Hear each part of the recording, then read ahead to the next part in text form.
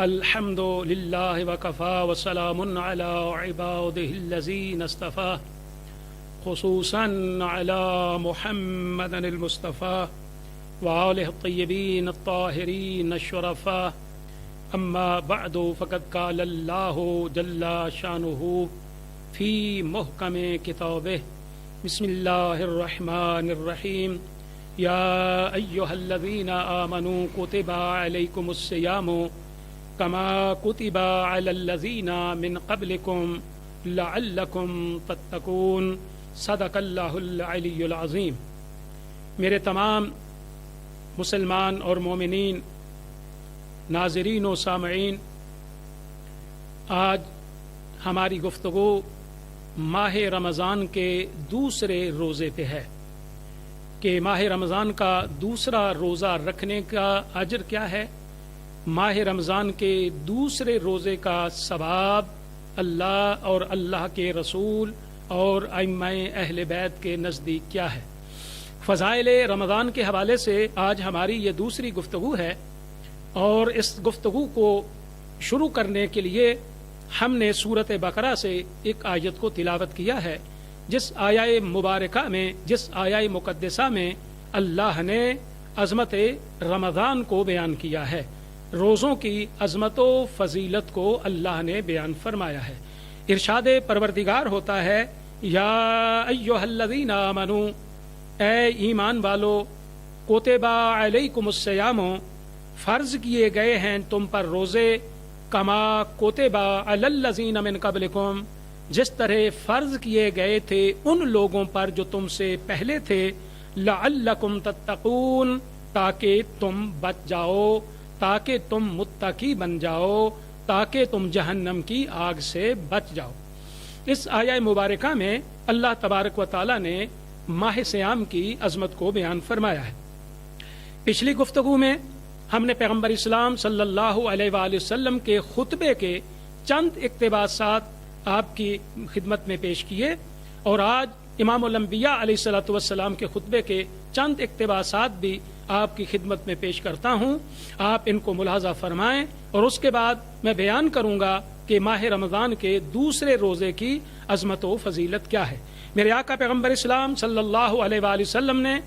ماہ رمضان میں، یا ماہ رمضان کی آمد تھی، تو میرے آقا علیہ الصلوۃ والسلام نے جو خطبہ ارشاد فرمایا، پیغمبر اسلام نے فرمایا، ایھا الناس، اے لوگو، تمہاری جانیں جو ہیں وہ رہن شدہ ہیں، طلب بخشش سے ان کو آزاد کراؤ۔ میرے آقا علیہ الصلوۃ والسلام یہ خطبہ ارشاد فرما رہے ہیں، اور میرے آقا پیغمبر اسلام صلی اللہ علیہ وآلہ وسلم نے ارشاد فرمایا کہ اے لوگو، اللہ نے اپنی عزت کی قسم کھا کے، اپنے جلال کی قسم کھا کے اللہ نے فرمایا ہے کہ جو اس مہینے میں، یعنی جو ماہ رمضان میں جو نماز پڑھے گا، جو سجدہ کرے گا، اللہ فرماتا ہے مجھ خدا کو اپنی عزت کی قسم، مجھ خدا کو اپنے جلال کی قسم، میں ایسے مومن پر عذاب نہیں کروں گا۔ سبحان اللہ۔ آپ اندازہ لگائیں کہ ماہ رمضان کی عظمت و فضیلت کیا ہے۔ پیغمبر اسلام صلی اللہ علیہ وسلم ارشاد فرما رہے ہیں کہ میرے آقا علیہ السلام نے فرمایا کہ اللہ یہ کہہ رہا ہے کہ مجھے اپنی عزت کی قسم، مجھے اپنے جلال کی قسم، کہ اس مہینے میں جو نماز پڑھے گا، اس مہینے میں جو سجدہ کرے گا، اللہ تبارک و تعالی اس کو عذاب نہیں کرے گا۔ اور میرے آقا علیہ الصلوۃ والسلام نے ارشاد فرمایا کہ جو ماہ رمضان میں نماز پڑھے گا، ماہ رمضان میں اللہ کا سجدہ کرے گا، تو میرے آقا پیغمبر اسلام صلی اللہ علیہ وآلہ وسلم ارشاد فرماتے ہیں کہ اللہ نے یہ کہا ہے کہ میں ایسے مومن کو قیامت کے دن جہنم کی آگ سے خوف زدہ نہیں کروں گا۔ سبحان اللہ، کتنا مقام و عظمت ہے، کتنی عزت ہے ماہ رمضان کے مہینے کی۔ تو جو اس میں نماز پڑھتا ہے، جو اس میں اللہ کا سجدہ کرتا ہے، اللہ فرماتا ہے میں اس کو عذاب بھی نہیں کروں گا، اور اللہ تبارک و تعالی فرماتا ہے کہ میں خدا اس کو قیامت کے دن جہنم کی آگ سے خوف زدہ بھی نہیں کروں گا۔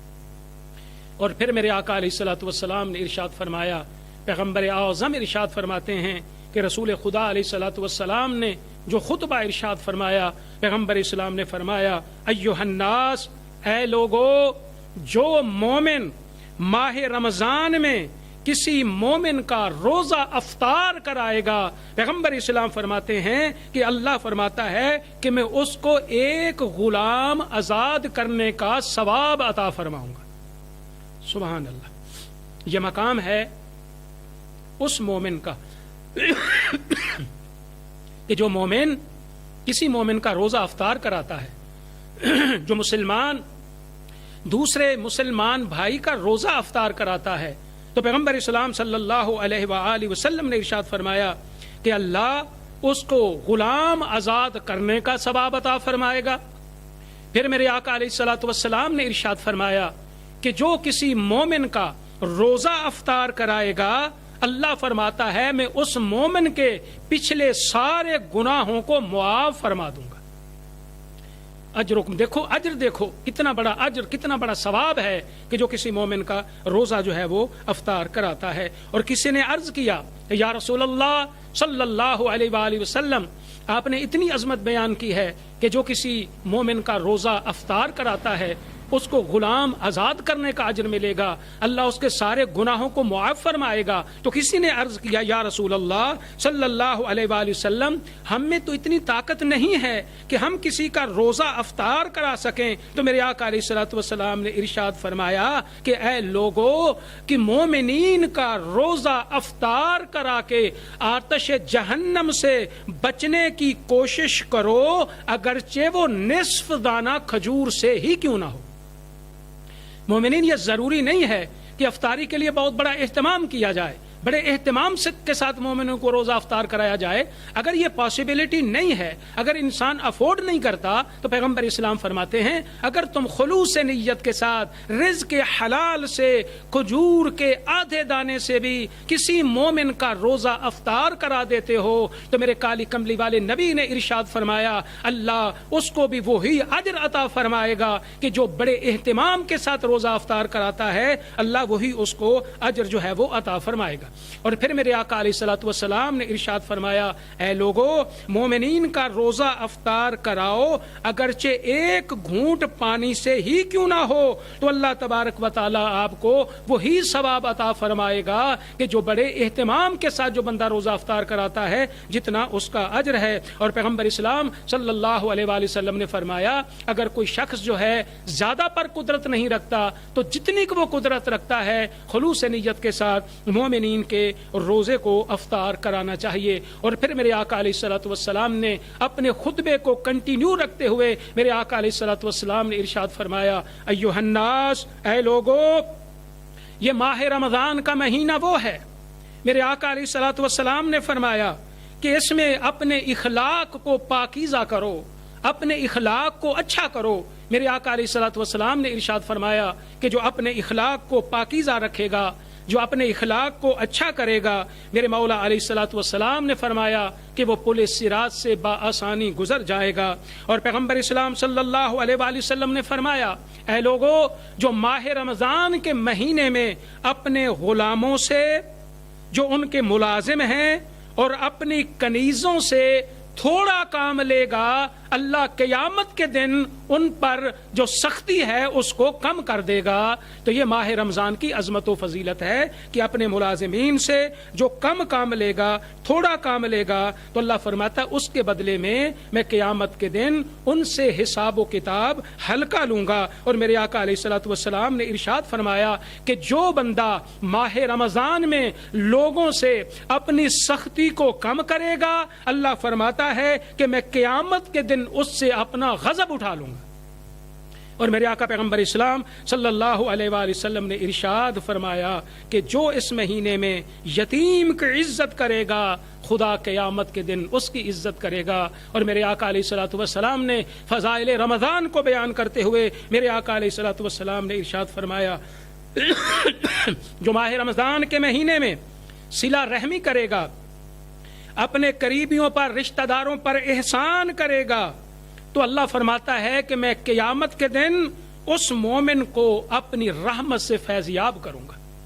جو ماہ رمضان المبارک میں صلہ رحمی کرتا ہے۔ اور میرے آقا علیہ الصلوۃ والسلام نے فرمایا کہ جو ماہ رمضان کے مہینے میں قریبیوں سے قطع تعلق کرے گا تو خدا قیامت کے دن اس کو اپنی رحمت سے دور کر دے گا۔ اور میرے آقا پیغمبر اسلام صلی اللہ علیہ وآلہ وسلم نے ارشاد فرمایا کہ جو مومن ماہ رمضان میں نوافل نماز پڑھے گا، یعنی سنتی نماز پڑھے گا، تو اللہ فرماتا ہے کہ میں اس کے وجود پر آتش جہنم کی آزادی کو واجب کر دوں گا۔ یہ عظمت ہے ماہ رمضان کی۔ اور پیغمبر اسلام صلی اللہ علیہ وآلہ وسلم ارشاد فرماتے ہیں، اور جو بندہ ماہ رمضان کے مہینے میں واجب نماز پڑھتا ہے تو اس کو اللہ تبارک و تعالیٰ کتنا اجر دے گا۔ ماہ رمضان کی برکتوں سے، ماہ رمضان کی عظمتوں کے توسل سے اللہ اس بندے کو کتنا اجر دے گا۔ تو میرے آقا پیغمبر اسلام صلی اللہ علیہ وآلہ وسلم نے ارشاد فرمایا کہ جو صاحب ایمان ماہ رمضان میں واجب نماز پڑھے گا تو اللہ اس مومن کو دوسرے مہینوں سے 70 گنا زیادہ ثواب عطا فرمائے گا۔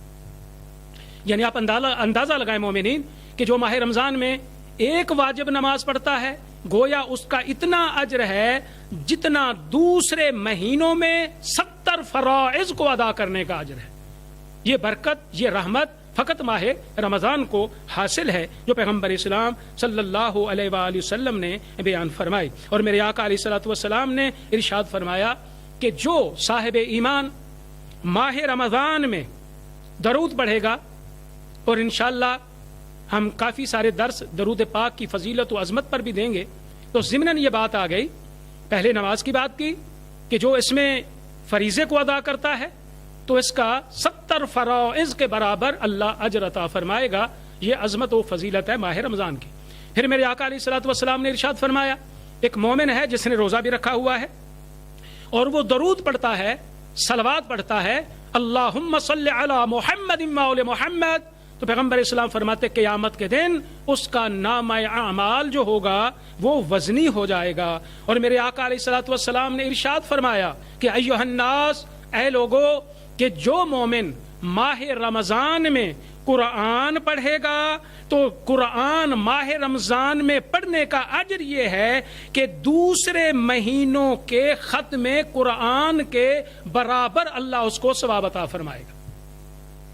آپ اندازہ کریں کہ کتنی بڑی فضیلت ہے قرآن کو پڑھنے کی، کہ ماہ رمضان میں آپ نے ایک آیت پڑھی، رمضان میں ایک آیت کے پڑھنے کا اتنا ثواب ہے جتنا دوسرے مہینوں میں ختم قرآن کرنے کا ثواب ہے۔ میرے تمام ناظرین و سامعین، آپ اندازہ لگائیں کہ قرآن مقدس کی 6666 آیتیں ہیں۔ اگر کوئی مومن ماہ رمضان میں ایک قرآن کا ختم کر لیتا ہے، ایک قرآن پڑھ لیتا ہے، تو اس نے گویا ایک قرآن نہیں پڑھا، اس نے 6666 ختم قرآن کر لیے۔ سبحان اللہ، کتنی بڑی عظمت ہے کہ ماہ رمضان کے مہینے میں ایک قرآن کی آیت پڑھو، اس کا اتنا اجر ہے جتنا دوسرے مہینوں میں ختم قرآن کا ثواب ہے۔ تو یہ عظمت و فضیلت ہے ماہ رمضان میں تلاوت قرآن کرنے کی۔ تو میرے تمام ناظرین و سامعین حضرات، ہم عظمت رمضان پہ بات کر رہے ہیں، اور آج ماہ رمضان کا دوسرا روزہ ہے۔ تو میرے آقا علیہ الصلوۃ والسلام نے ارشاد فرمایا، اے لوگو، جو مومن ماہ رمضان کا دوسرا روزہ رکھے گا تو اللہ تبارک و تعالی اس مومن کو جنت میں ہزاروں نور کے گھر عطا فرمائے گا، اور اس نور کے گھر میں نورانی تخت ہوں گے۔ اور پیغمبر اسلام صلی اللہ علیہ وآلہ وسلم فرماتے ہیں کہ جو ماہ رمضان کا دوسرا روزہ رکھے گا، اس مومن کے محل میں ملائکہ خدا کی طرف سے تحفے لے کر اس مومن کی خدمت میں جائیں گے اور کہیں گے یہ خدا نے تمہیں تحفے بھیجے ہیں اس لیے کہ تم نے ماہ رمضان کا جو دوسرا روزہ تھا وہ رکھا تھا، اور جملہ جو روزہ کے شرائط تھے ان پر تو نے عمل کیا تھا، تو یہ اللہ نے تم کو اجر عطا کیا ہے۔ تو میرے تمام مسلمان سامعین و ناظرین اور مومنین حضرات، میں دعا کرتا ہوں اللہ تبارک و تعالی ہم سب مومنین کو ماہ رمضان کے روزے رکھنے کی توفیق عطا فرمائے، اللہ ہم سب کو قرآن پڑھنے کی توفیق عطا فرمائے، اور اللہ ہم سب کو تعلیمات قرآن پر عمل کرنے کی توفیق عطا فرمائے۔ وآخر دعوانا ان الحمد للہ رب العالمین۔